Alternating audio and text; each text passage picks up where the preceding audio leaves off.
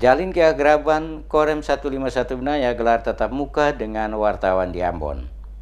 Dalam meningkatkan jalinan komunikasi Korem 151 Binaya dengan insan pers yang ada di wilayah Maluku, dilaksanakan acara silaturahmi dan tatap muka dan Korem 151 Binaya dengan insan pers Maluku. Dalam sambutannya, Komandan Korem 151 Binaya Kolonel Infantri Hartanto mengatakan, kegiatan ini sebagai wahana yang baik untuk membangun komunikasi timbal balik antara TNI dengan insan pers. Menurut Hartanto, tujuannya adalah agar seluruh insan pers semakin memahami peran, fungsi dan tugas pokok TNI dan sebaliknya, Korem juga memahami tugas-tugas para jurnalis dalam melaksanakan peliputan atau kegiatan di wilayah Korem. Hartanto meminta insan pers dan TNI harus bersama-sama membangun daerah ini serta terus menjalin kerjasama yang baik, terutama menghadapi berbagai event nasional maupun internasional yang bakal dihelat di kota Ambon. Di antaranya dalam waktu dekat akan diselenggarakan Pesta Paduan Suara Gerejani atau Pesparani Katolik pertama nasional yang rencananya dihadiri dan dibuka Presiden RI Joko Widodo. Insan pers di Maluku juga diminta memerangi berita hoaks dan tidak menyebarluaskan berbagai pemberitaan yang tidak cover both side